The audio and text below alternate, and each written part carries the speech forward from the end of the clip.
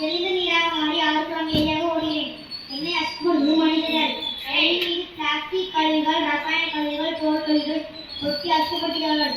என் சுற்றுப்புறத்தையும் என்னையும் சிறந்த வெடிக்கழிப்புமாக பயன்படுத்துகிறார்கள்.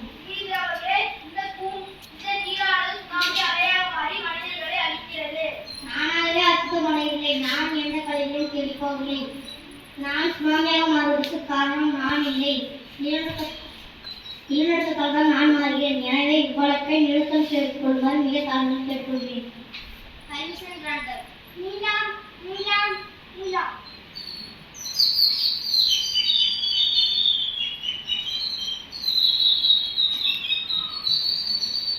நான் சொல்வதெல்லாம் உண்மை. உண்மை தவிர வேறொன்றும் இல்லை.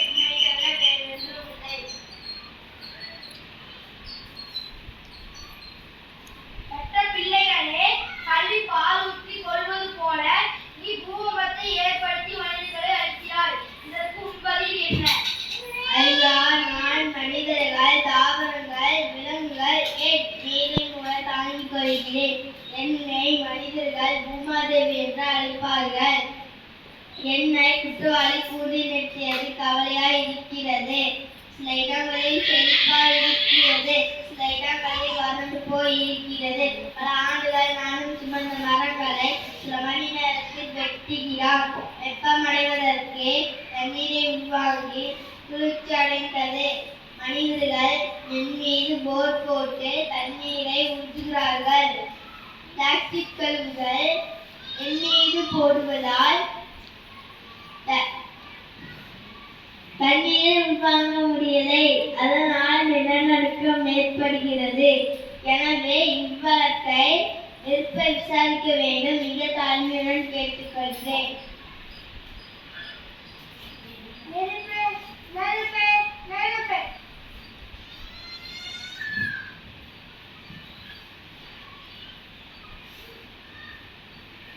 நான் சொல்வதெல்லாம் உண்மை. உண்மை தவிர வேறொன்றும் இல்லை.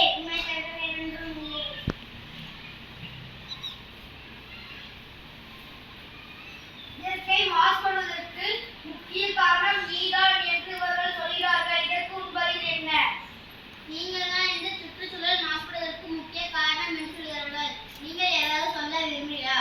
ஆமாம் ஐயா, நான் சொல்ல விரும்புகிறேன். பூமிக்குள்ளே தீக்குணமாகவும் பூமிக்கு வெளியே சீரணமாகவும் நான் இருக்கிறேன். மனிதர்கள் என்னை ஆக்கவும் அழிக்கவும் பயன்படுத்துகிறார்கள். மனிதர்கள் என்னை சமையல் எரிபொருளாக பயன்படுத்துகிறார்கள். மனிதர்கள் என்னை அதிகமாக பயன்படுத்துகிறார்கள். நான் செய்யும் தவறே ஒன்றே ஒன்றுதான். நான் எரியும் போது கால்நிலவியோடு காற்றில் கலந்து சுவாசிப்பதற்கு நான் காரணம் இல்லை. என்னை எரிய வைக்கும் மனிதர்கள் தான் காரணம். எனவே மனிதர்கள் மாசுபடுத்தும் காற்றையும் இவ்வழக்கில் விசாரிக்குமாறு மிக தாழ்மையோடு கேட்டுக்கொள்கிறோம். இவ்வழக்கில் காற்றை விசாரிக்க கூடாது. Permission granted. காற்று காற்று காற்று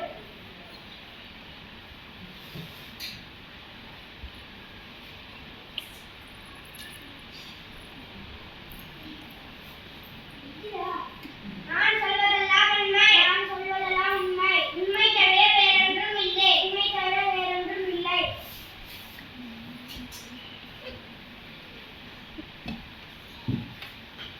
ஆமாம், இவரான ஒரு காலத்தில்